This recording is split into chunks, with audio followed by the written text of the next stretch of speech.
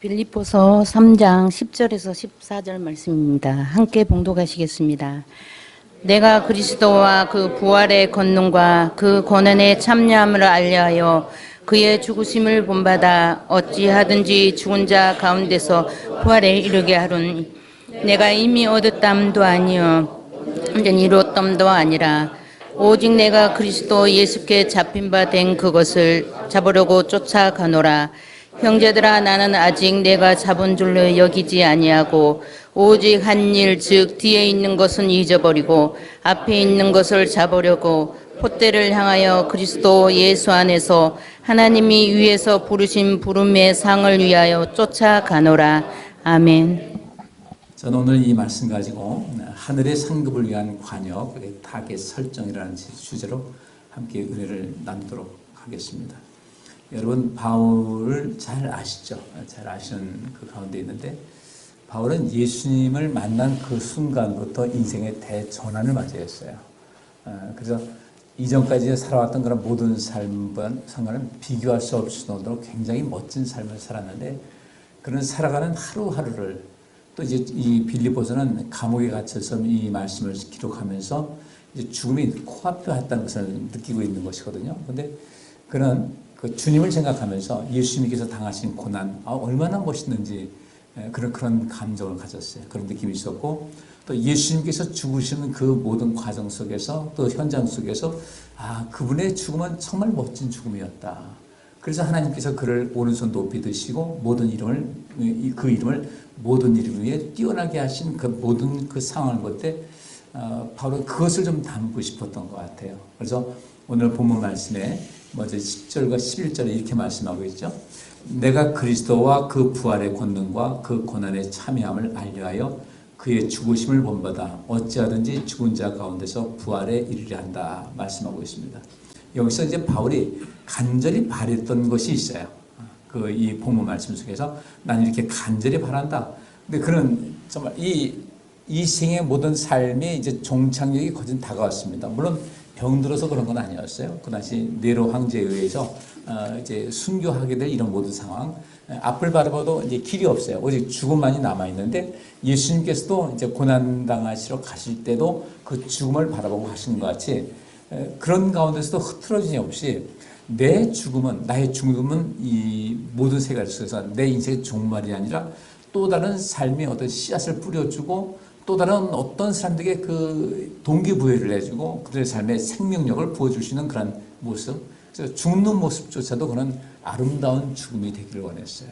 여기 있는 대로 그의 죽으심을 본받아라고 말씀하고 있습니다. 그분의 죽으심, 예수님의 그 죽으심, 그 장면이 세상을 구원하시기 위한 그 모든 사명이었고 또 괴로움과 고통도 있었지만은 그 죽음 주님께서는 아주 기꺼이 받아들이시고 온 세상의 죄를 사하시는 그 길을 열어놓으신 것 같이 자기도 그렇게 되길 원한다 이렇게 이야기를 하고 있습니다. 그래서 저는 오늘 이 본문 10절과 11절 보면은 바울이 간절히 원했던 것 몇 가지를 발견할 수가 있어요. 여기서 먼저 살펴보고 그가 말한 표대 어떤 타겟을 정해놓고 인생을 살아가고 있는데 그 부분을 또 한번 살펴보도록 하겠습니다.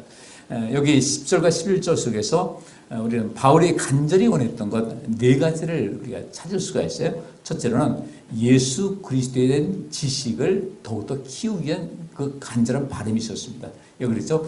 그리스도와 그 부활의 권능과 그 고난의 참여함을 알려하여, 그러니까 내가 예수 그리스도 하나죠. 예수 그리스도를 알려하여 이렇게 말하고 있습니다. 예수 그리스도에 대한 그 지식이 넘친다고 할 때 우리 인생은 달라지는 거죠. 그분은 누구일까? 그분께서 이 세상에 나를 위해서 오셨다고 그러는데 그냥 그 보통 말로 나를 위해서 오셨다. 다 그러니까 나를 위해서 죽으셨습니다. 또 우리가 기도할 때도 나를 위해서 죽으셨습니다. 우리를 위해서 죽으셨습니다. 이렇게 말은 하지만 그분과 나와의 관계 속에서 어떤 관계가 형성되어 있는가? 이 많고 많은 사람들 속에서 그 중에서 나 하나니까 그분이 나를 알까? 그분께서는 우리를 너무 잘하시거든. 근데 그 너무도 잘하시는 그분, 나를. 근데 그것을 우리가 실감하지 못하다 보니까 그분과의 관계가 대면하는 거예요. 주님께 기도하면서도 이 기도가 상달됐지. 그분께서 내 기도를 정말 들으실까? 왜냐하면 그런 체험을 못했거든요. 그러니까 이 신앙생활에 제자리 걸음을 합니다. 사변적 신앙이에요. 머릿속에서만 예수님을 알고 머릿속에서만 신앙생활을 하지 내 삶 속에서 주께서 하신 말씀 내가 세상 끝날까지 너희와 항상 함께 할 것이라는 것은 거기 나도 포함된다는 말이에요. 온 이 인류의 전 세대와 더불어 지금도 앞으로의 모든 세대도 주님께서 다 기억을 하고 계신데 나를 알고 계신데 그분께서 나를 알고 계신다? 나는 어떤 존재인가? 근데 그분께서 나를 알고 계신데 나는 또 그분을 얼마만큼 알고 있는가? 이 관계에서 조금 좀 생각을 할 필요가 있다는 겁니다. 바울은 예수님에 대해서 굉장히 적대적인 사람이었어요.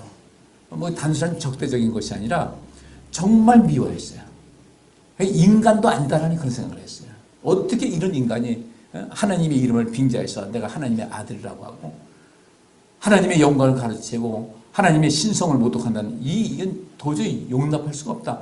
그런 예수님이 죽었다는 그 사실에 대해서 그건 당연히 죽는 거야. 당연한 거야 라고 했습니다. 그리고 그를 예수님을 쫓는 사람들에 대해서도 굉장한 분노를 갖고 있었습니다. 가능하면 내가 힘이 있는 한 시간이 있는 한 내가 기회가 주어지는 한 예수 믿는 사람들은 반드시 이거 아주 잡아서 쉽게 말하면 바퀴벌레 같이 잡아가지고 멸절시켜야 된다 이런 생각 갖고 그렇게 행동에 옮겼던 사람이었습니다. 물론 그가 잘못된 지식을 갖고 있기 때문에 그랬고 그가 배워왔던 이런 모든 속에서 사고의 틀 보니까 예수님이라는 존재를 인정할 수가 없었어요.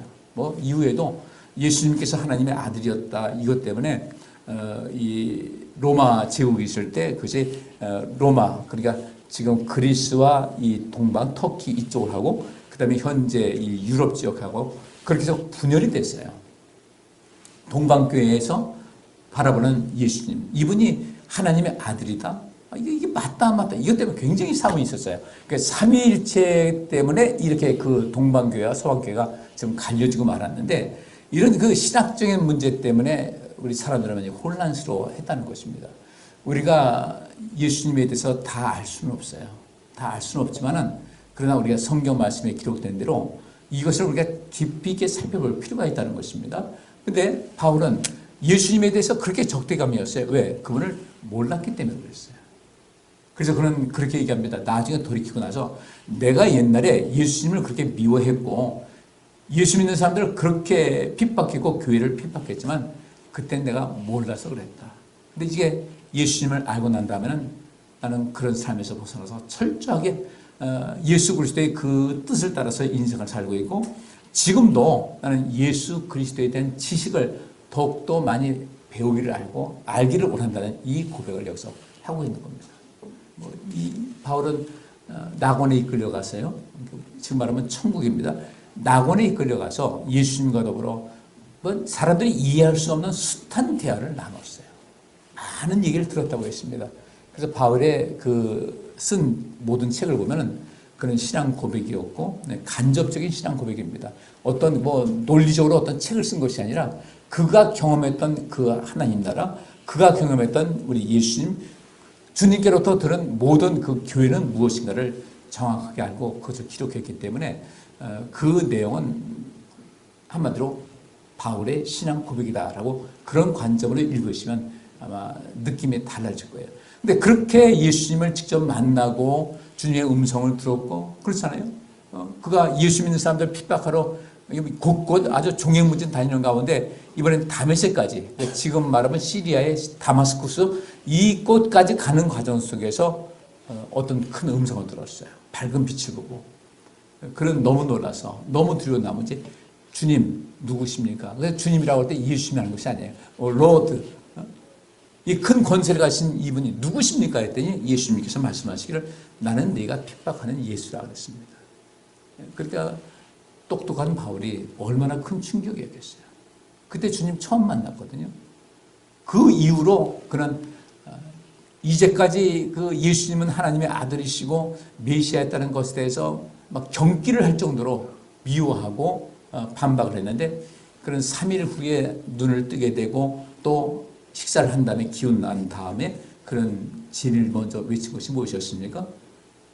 예수님은 하나님의 아들이시고 메시아였다. 그리스도라는 이 사실을 증거하기 시작한 거예요.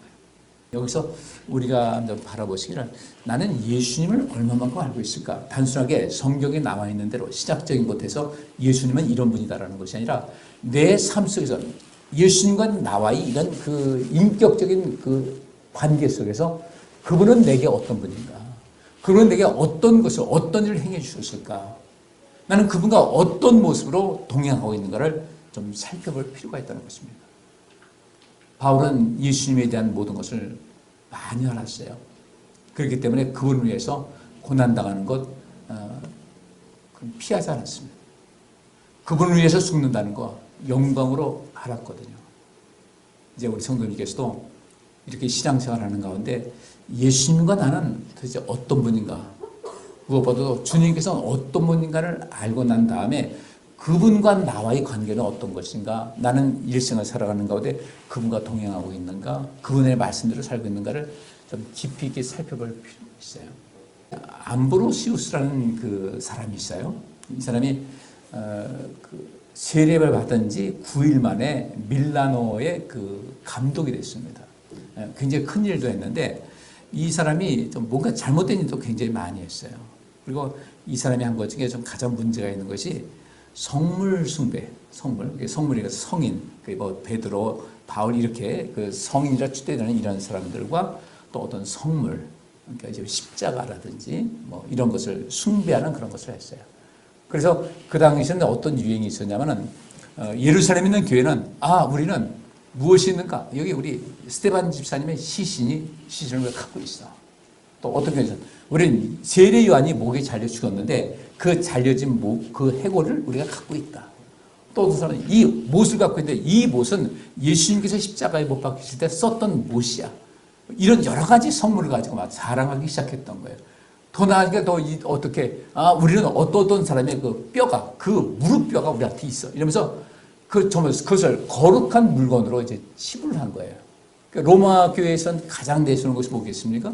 바울과 베드로가 로마 교회에서 순교했으니까 우리는 바울과 베드로가 우리 로마 교회를 갖고 있으니까 우리 교회 함부로 하지 마. 우리 이런 교회야 하면서 그 로마 교회가 예수 그리스도를 중심으로 해서 예수님을 섬기면서 그렇게 예수님을 기념하면서 교회가 살아날 수 있어야 되는데 로마 교회 하면 우리는 바울과 베드로 이분은 그 성인들을 추대하고 하는 거예요. 그러니까 다른 교회에서는 또 어떻게 하겠습니까? 이거 어떻게 해야 되지?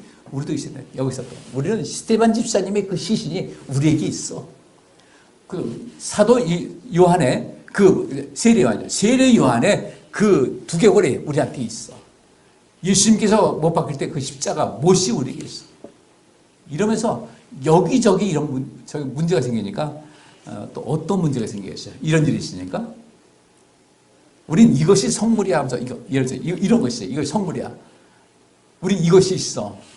그러니까 이제 거기서 어떤 문제가 생기는가? 이 성물이라는 것을 사고 팔고 하는 문제가 생긴 거예요. 그 교회에 이 성물이 있다면 그 교회의 권위가 쭉 올라가는 거예요. 여러분 그 성물이 뭐길래 교회의 권위가 올라가겠습니까? 예수 그리스도 중심적으로 해서 예수 안에 있을 때 그 교회가 권위가 있는 것인데 그래서 여기저기서 어떤 문제가 있는가? 우리는 바울을 기념하는 바울 교회를 세울 거야. 베드로 교회를 세울 거야. 그래서 어떤 베드로 기념교회, 바울 기념교회, 바울이 그런 말 하지 않습니까? 우리는 다 그리스도의 몸의 한 부분으로서 사역하는 것인데 이러면 안 된다. 그러니까 또 어떻게 합니까? 가짜로 어떤 선물을 만들어가지고 그것이 진짜인 양 둔갑을 하니 사기꾼들도 많이 있었고 사제들이 또 그런 일을 많이 했다는 겁니다. 왜? 그것을 팔면 뭐가 생기니까? 돈이 생기니까. 이런 잘못된 지식을 우리 끊임없이 갱신을 할 필요가 있다는 거죠. 업데이트하고 예수님께서 어떤 일을 행하셨다. 나는 이런 분인 줄 몰랐는데 하는 이런 것. 그 지식을 첫째는 하나님 말씀을 통해서 알고 있지만 실상 예수 그리스도에 대한 지식은 우리의 삶의 경험과 체험을 통해서 계속해서 키워나가셔야 됩니다. 내가 이러할 때 주께서 나에게 이렇게 도와주셨다. 이렇게 역사하셨다. 주님께로부터 때로는 강한 책망을 받았다. 주님의 은혜를 받았다는 이것이 있어야 되는데 바울은 그러한 지식에 굉장히 기뻤음에도 불구하고 여전히 예수님에 대한 지식에 대해서 배고픔을 느꼈던 거예요. 우리하고는 보통 사람과 상상할 수 없을 만큼 지식이 있었거든요. 두 번째로 바울이 간절히 원했던 것은 예수님을 죽음에서 일으키신 하나님의 전능하신 능력을 경험하기를 원했어요. 말이 안 되죠. 죽은 사람이 살아났다. 이해가 안 되는 거예요. 근데 예수님을 죽음에서 일으키셨어요. 여기 있는 대로 내가 그리스도와 그 부활의 권능과 그랬어요. 그 부활의 권능. 그리고 예수님을 부활시킨 것은 예수님 자신의 능력에 있어서 부활한 것이 아니라 하나님께서 부활시킨 거 아니에요. 하나님께서 죽으신 예수님을 부활하시는 그 전능하신 능력이 어떤 것인지 그 능력을 좀 알고 싶었다는 겁니다. 우리는 다 그렇죠. 예수님 또 우리 하나님은 특별히 하나님은 전능하신 분이다. 다 알고 있어요. 전능하신 분인데 하나님은 모든 것을 다 하신다. 그 전능함이 있다는 것을 알고 있는데 우리는 어떤 것을 하는가? 하나님께서 이런 것도 하시네. 이런 능력도 있으시네. 하나님은 전능하시다는 것을 아는 것뿐 아니라 하나님께서 행하신 그 능력을 하나씩 둘씩 체험할 때 하나님께서 이런 일도 하시는구나. 이런 일도 하시는구나. 야곱이 자기 형과 갈등이 있어서 외갓집으로 이제 도피하듯이 가는데 그때 베델, 루스라는 곳이죠. 나중에 베델 됐는데 거기서 이제 돌베개를 베고 잡니다. 그 외갓집 갈 때 별로 많은 것을 가지고 간 것 같지는 않아요. 뭐 베개도 싸가지고 간 것이 아니라 가다가 잠잘 때 되니까 천막 쳐놓고 이제 돌베개를 베고 자는데 그때 이제 하나님께서 임재하실 것을 체험을 했어요. 그리고 야곱이 그때 한 말이 무엇이었습니까? 하나님께서는 여기도 계시다는 것을 발견했어요. 엄청난 체험이죠. 나는 내가 살고 있는 그 지역에만 하나님께서 함께 하신 줄 알았는데 내가 지금 도피하고 도망가고 있고 피해가고 있고 막 자존심도 상하고 속상한데 주님께서 나와 동행하고 계시는 거예요. 하나님께서는 여기도 계시다는 것을 체험했습니다. 그리고 그 믿음을 가지니까 어떻게 됩니까? 내가 외삼촌 집에 라반 집에 간다 할지라도 하나님께서는 거기도 계실 것이고 어디 가든 계신다. 그러면 하나님께서 어디든 나와 함께 하시니까 나는 하나님께서 원하시는 삶을 사는 것에 초점을 맞추겠다는 그 생각을 하게 됐고 그래서 그런 엄청난 재산, 엄청난 사람을 얻어가지고 다시 본향으로 돌아오게 된 것이죠. 우리 그렇지 않습니까? 이 사람 모든 거 다 해요. 다 해요. 많은 거 할 수 있어요. 근데 하는 거 직접 보니까 어떻게 됩니까?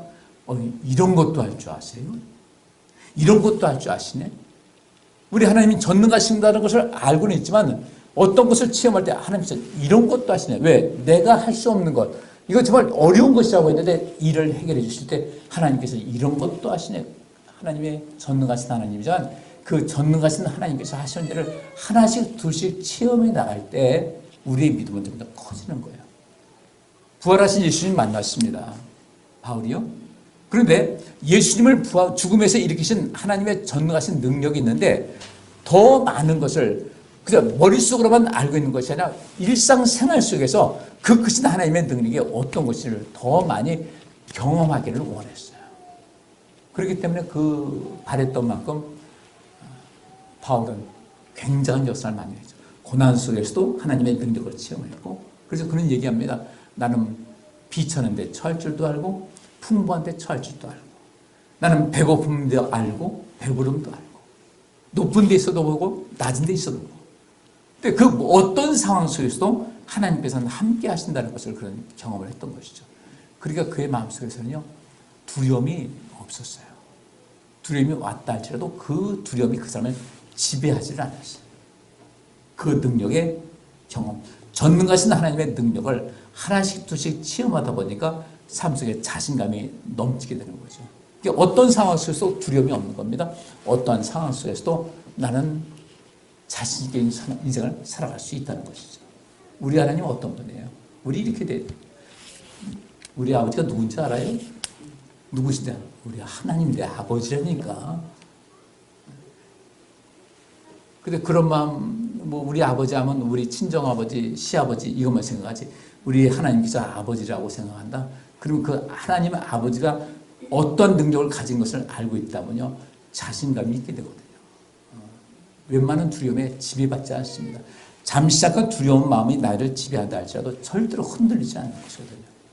바울은 그런 전능하신 하나님의 능력을 자주 체험할 수 있기를 원했어요. 그래서 이 체험하는 만큼 내 인생은 달라질 수가 있다. 이제 우리 신앙생활이 외적인 모습 갖지 마시고요. 그 어떤 상황 속에서도 흔들림이 없는 그런 삶을 살아갈 수 있도록 하나님의 전능하신 능력을 바울이 그랬던 것 같이 저도 체험할 수 있기를 원합니다. 라는 이 믿음을 가지시기를 주의 이름으로 축복합니다. 하나님은 전능하신 하나님이라고 했는데 바울은 이런 면에서 전능하신 하나님의 능력을 매 순간순간마다 때마다 일마다 체험하기를 원했던 간절한 마음이 있었습니다. 그 간절한 마음이 우리에게 있다면 주님께서는 때마다 일마다 우리와 함께 하셔서 그 능력을 베풀어 주실 줄 믿습니다. 그분께 가까이 나가야 되는 거예요. 인생을 살면서 지혜로운 사람은 어떤 사람인가? 위기를 만났을 때, 위기 상황이 됐을 때 흐트러짐 없이 주님을 더욱더 가까이 하는 사람이 지혜로운 사람입니다. 그분은 왜 주님께 가까이 갈까? 왜요? 하나님의 전능하신 능력을 알기 때문에 위기 상황 때 하나님을 찾아갑니다.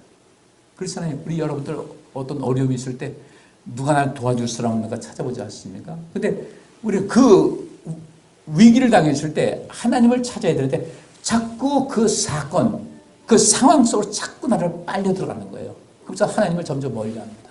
어려움이 있다. 내가 하나님 앞에 가서 기도해야 되겠다는 생각하는 것이 아니라 그냥 그 사건, 그 어려움의 그 모든 속에 가고 거기에 몰입을 해가지고 하나님을 등지고 있는 거예요. 왜 그럴까? 하나님의 전능하신 능력을 시험하지 못했기 때문에 그래요. 신앙생활을 하는데 하나님께 기도하고 하나님 바라볼 수 있는 그 힘을 잃어버렸다는 것이죠.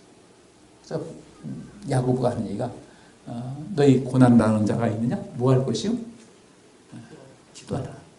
하나님 바라보라는 겁니다. 근데 기도하지 않고 자꾸 그 일에만, 사건 중심에만, 위기 상황 당시에만 몰입을 하는 겁니다. 그렇게 해서 우리 인생을 살아가지 못해요. 그 왜 그럴까?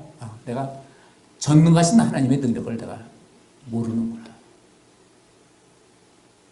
우리는 많은 위기 상황을 맞이합니다. 그리고 위기 상황은 결국 우리를 마지막 인생 종말에서 죽음이라는 것을 맞이할 수밖에 없어요. 이 생로병사라는 것은 피할 수 없는 우리의 삶의 모습이거든요. 이 상황 속에서 하나님의 전능하신 능력을 경험한다고 할 때 바울은 죽음이 두렵지 않았어요. 왜 그랬을까? 부활을 믿었거든요. 우리 인생에서 주님께서 원하신 그 길을 걸어갈 텐데 힘들면 힘들수록 우리 주님께 가까이 갈 그 힘은 내가 키워야 되는데 예수 그리스도에 대한 지식이 없고 전능하신 하나님의 능력을 내가 알지 못하게 되면 그 동력을 잃어버려서 어려운 일이 있으면 사건만 바라보지 사건을 해결하는 주님을 바라보지 못한다는 겁니다. 그래서 제가 여러분에게 예배에 관심 가지고 참석하시기 바랍니다. 왜? 언젠가는 내가 주님의 그 손길이 필요할 때가 있거든요. 그 필요할 때가 있는데 주님께서 너 나한테 한 것이 뭐가 있느냐. 사람이 염치가 있어야지 하면 뭐라고 하겠어요. 우리 신앙생활은 즐거움이 있어야 되고 재미가 있어야 되고 그런 모든 것이 있으면 시간을 투자하게 되어 있습니다.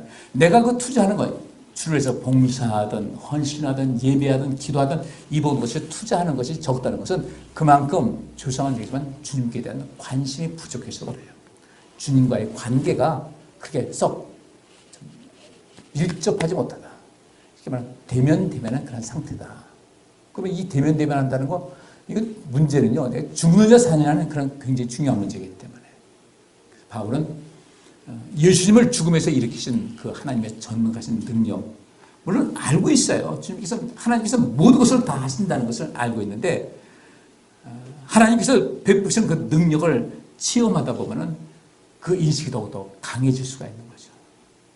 그래서 우리가 그 속에서 감사할 수가 있는 것인데 그분과 거리감이 있게 되면은 우리는 그런 어떤 능력을 그런 동력을 얻을 수가 없다. 하나님을 좀 더 열심히 섬기시고 하나님을 가까이 하시는 여러분들 되시기를 주의 이름으로 축복합니다. 그것이 나를 살리는 길이에요. 세 번째로 예수님께서 겪으신 고난과 죽으심에 동참하고 이것을 나누기를 원했어요. 바울은 고난에 대한 것, 죽음에 대한 것도 인식이 달라졌다는 겁니다. 예수님께서 겪으신 고난을 보니까 이후에 알게 된 거예요. 예수님을 향해서 저주를 퍼붓던 이 바울이 이후에 주님의 그 모든 뜻을 알게 되고 왜 예수님께서 이 땅에 오셨고 왜 그분이 하나님의 아들이시고 메시아인 것을 알았어요. 엄청난 그 참회가 있었겠죠. 이런 하나님의 사랑을 알지 못했고 예수님의 공로를 알지 못했고 이분 때문에 내가 살게 됐는데 나의 생명의 은혜를 저주하고 그 은혜를 믿는 사람들을 핍박했던 자기 자신에서 예수님께서 왜 고난당하셨는가 봤더니 목적이 있었어요. 이 세상을 살리고자 하는 그런 원대한 꿈이 있었고 계획이 있었습니다. 그러니까 그런 예수님과 함께 그 고난당하는 것에 대해서 어떻게 생각합니까? 자랑스럽게 생각하기 시작했던 거예요. 예수님께서 당하신 고난이 그 고난 통해서 많은 사람을 살렸다. 주님께서 그렇게 하셨다면 내 생명의 은인이신 주님께서 그렇게 하셨다면 나도 마땅히 그렇게 해야지 하면서 고난에 대해서 굉장히 긍정적인 마음을 가졌던 것이에요. 우리가 주를 위해서 봉사하는 거, 교회에서도 봉사하든 사회에서 봉사하든 간에 이 고난에 대한 이 생각을 좀 바꿔야 될 줄 믿습니다. 우리는 이 세상 살면서 우리가 해야 된다고 생각하는 것, 하고 싶은 것은 다 하고 있습니다. 근데 이 교회에 와서 어떤 봉사를 할 때 유난히 거기서 내가 자꾸 몸이 아프다, 이래서 그렇다, 저래서 그렇다, 바쁘다 이럴 때는 주님께서는 서운함을 드리지는 말자는 거예요. 주님께서 넌 딴 건 다 하잖아. 근데 왜 나에 관해서 모든 일을 그렇게 뒤로 한 발 빼는 그 이유는 무엇이냐? 너 복 받기 원하잖아. 그럼 복은 내가 주는 것이라고 하나님께서 그러셨잖아요. 생사복이 내게 달려있다. 하나님께서 주신 것이라면 먼저 모든 것이 중요한 것은 누구한테 드려야 되겠어요? 하나님께 드려야 되죠. 하나님께 드려야 될 시간 주 앞에 드리고 마땅히 감당해야 될 모든 것 하게 되면 내 나머지 시간을 더욱더 효율적으로 만들어 주실 텐데 하나님의 전능하신 능력을 믿지 못하고 또 주님께서 고난당하신 모든 목적을 알지 못하다 보니까 항상 이런 머릿속에서 내가 그러지 말아야지 하는데 항상 발은 앞서서 주님보다 앞서서 내 멋대로 갈 때가 많이 있더라는 겁니다. 우리가 주를 위해서 당하는 고난 기꺼이 감당하시기 바랍니다. 언젠가는 그것도 하고 싶어도 못할 때가 있어요. 하고 싶어도 못한다. 그 다음에 상급이 없는 거죠.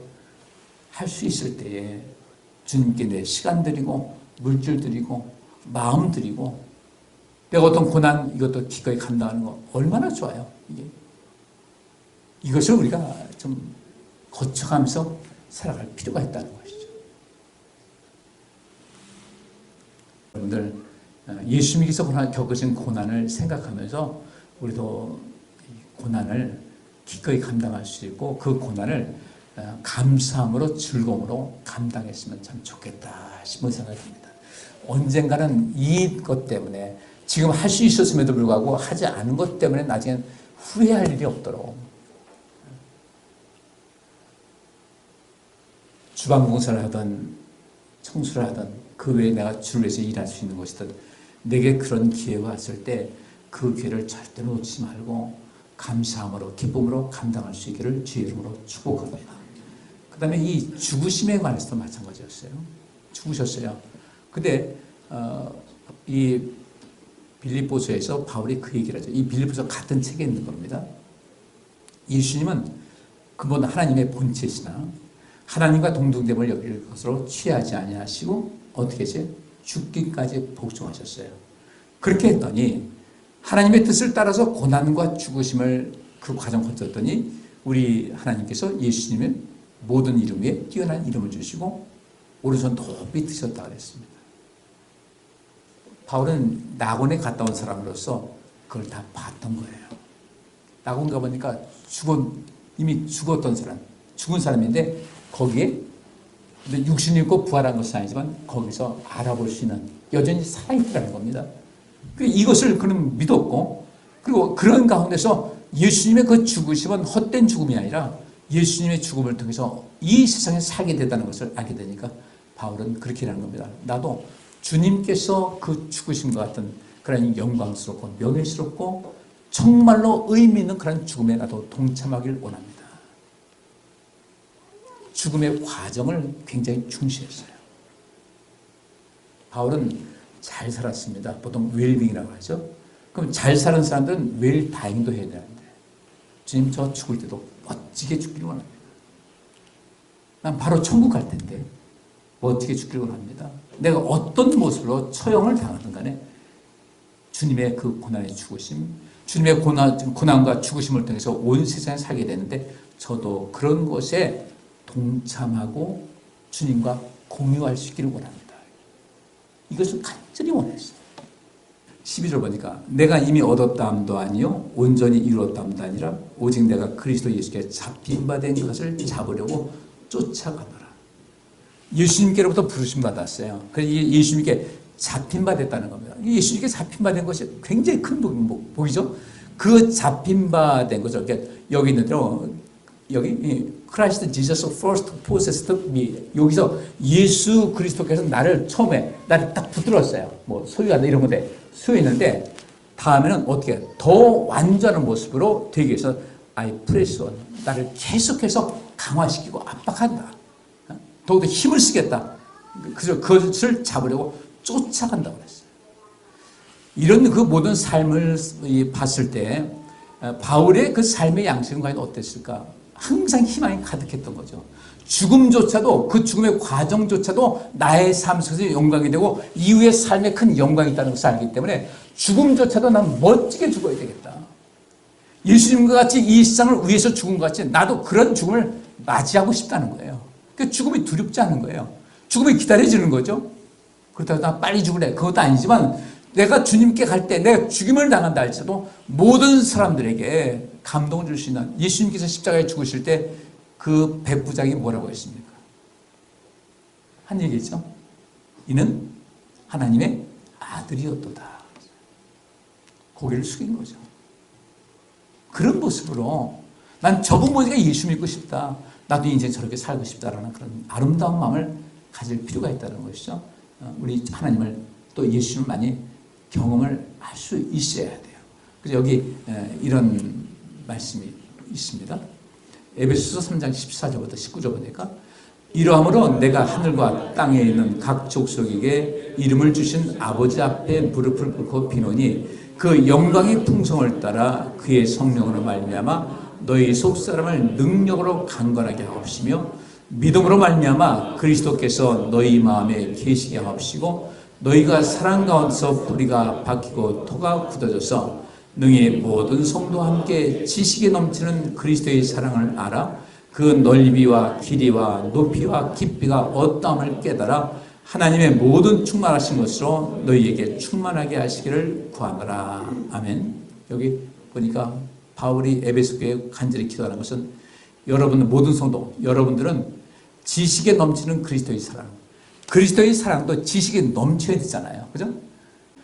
아이들이 자라면서 부모님과 주변 사람들의 따뜻한 사랑을 받잖아요. 아이들은 그 사랑을 귀로 받지 않아요. 온몸을 통해서 받아들입니다. 내가 사랑받고 있다는 거. 그 아이는 그 사랑을 많이 받은 아이들은 나중에 커서도 삶이 굉장히 넉넉해져요.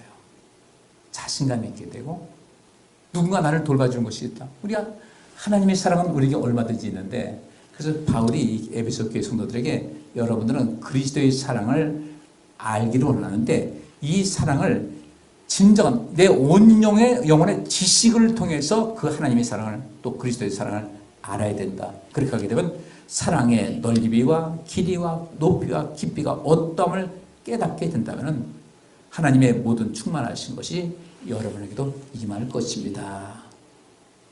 그리스도를 알기 원했고 전능하신 하나님의 능력이 어떤 것인지를 알기를 원했고 또 예수님의 고난과 죽으심 그런 모든 동참하기를 알았던 거죠. 원했던 거죠. 알기를 원했던 것이고 또 부활까지도 체험하시길 원한다.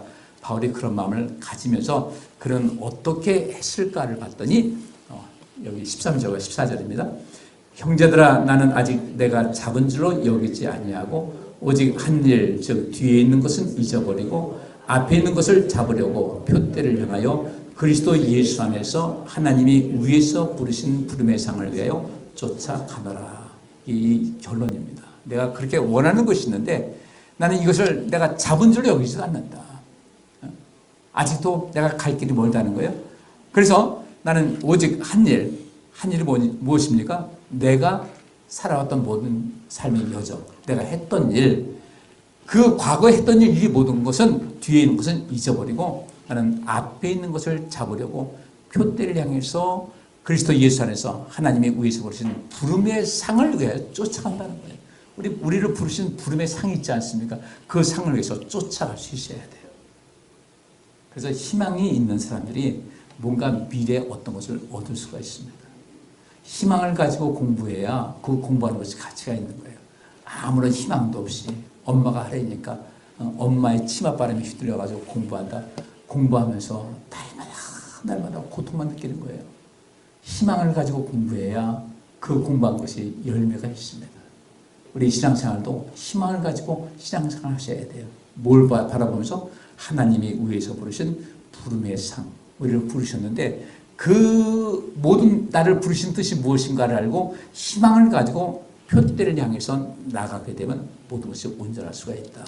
이 표대가 무엇인가 봤더니 감독 또는 표적이라는 뜻이 있고 또 히브리어의 차파라는 단어가 히라바에서는 이 아코포스라는 단어로 이게 됐어요. 그러면 차파, 먼 곳을 응시하다, 또 관찰하다, 기다리다, 자세히 보다, 망을 보다.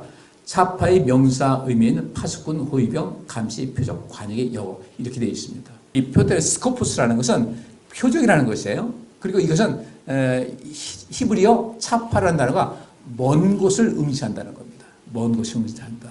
또 그래서 관찰하고 기다리고 자세히 보는 것이 표대라는 뜻인데 이 표대가 과연 무엇일까? 여기서 표대를 향한다는 것은 여기서 표대를 향한다고 했잖아요. 표대를 향하는 것은 세속과 죄를 하나씩 소거하고 목표에 집중하는 것을 의미한다. 목표를 잘 세워야 된다는 거예요. 그러면 왜 세속과 죄를 하나씩 소거한다는 것이 무슨 뜻인가? 그런데 여기서 죄라는 단어가 하마르티아라는 헬라어가 쓰여집니다. 이것은 그 하마르타노라는 이 동사에서 이제 나온 것인데 이 죄라는 것은 원래 표적을 벗어나는 것이 죄예요. 표적, 관역을 벗어나는 것이 죄입니다. 성경에서 죄는 그래서 굉장히 범위가 넓습니다.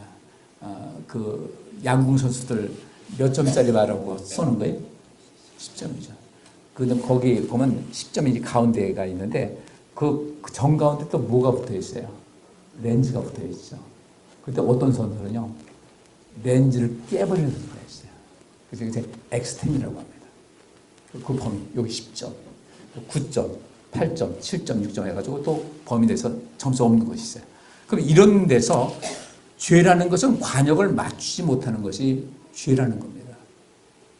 관역을 잘 맞춰야 돼요. 그리고 이 표적, 이 관역을 더 형성할 수 있어야 돼요. 내가 어디를 향해서 달려가는가, 이 표적이 있어야 되지 않겠습니까? 근데 좀 전에 말씀드린 대로 세속에 빠져 있으면 우리는 표적에 완전히 벗어난 거예요. 표적에 우리가 모든 것을 맞춰야만 되는 것인데 가운데 10점 만점을 받기 위해서 이 양궁 선수들이 애쓰는 것 같이 우리도 거기에 맞춰서 거기에 맞추지 않으면 그렇죠. 거기 잘 맞추면 우승하는 거예요. 바깥에 맞추면 지는 것이고 우리 죄라는 것이 표적을 벗어나는 것이 죄예요. 바울은 예수 그리스도를 표대 삼아서 그 표대의 모든 것을 맞추기 위해서 힘을 다했다. 죄와의 싸움을 열심히 살아왔고요. 세속에 물들지 않게 자기 자신을 잘 관리를 한 겁니다. 예수 그리스도를 표대 삼았어요. 저분 따라가면 된다. 저분의 말씀의 중심대로 살아가면 된다. 이렇게 했던 거죠. 그래서 이 죄 하마르티아는 윤리적 또 지적, 법률적으로 모두 사용되는 포괄적인 용어입니다. 윤리적으로도 잘못되면 안 되고 지적, 내가 지식을 갖고 있어야 되는데 이 지적으로도 문제가 있다는 겁니다. 바울이 예수님을 알기 전에 예수님 믿는 사람들 핍박한 것은 뭐가 부족한 거예요? 지적인 것에 부족했던 거예요. 지적으로 문제가 있다. 타겟이 잘못된 거예요.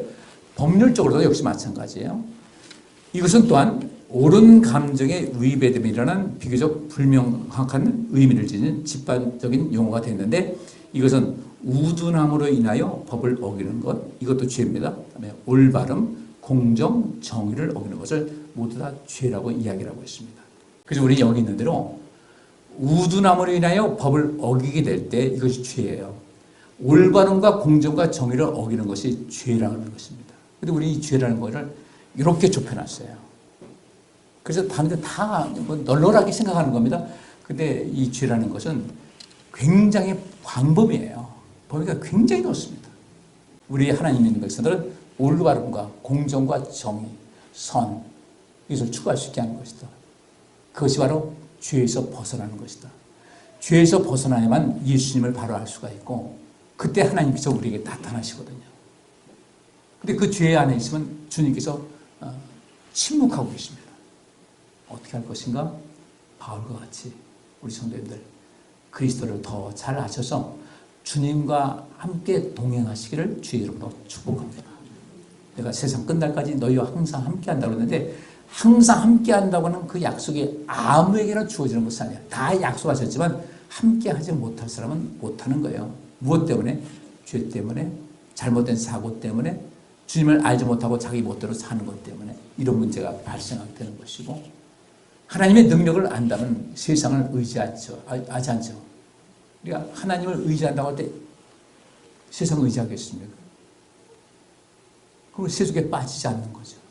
하나님의 능력을 알지 못하다 보니까 자꾸 인간적인 방법으로 나아가서 하나님을 멀리하게 되는 것인데 오늘 바울이 간절히 원했던 이 네 가지 여러분께서도 가지시고 하나님께로부터 늘 사랑받고 또 미래에 우리를 부르신 그 부르심의 상을 받기에 합당한 삶을 살아가시기를 주의 이름으로 축복합니다.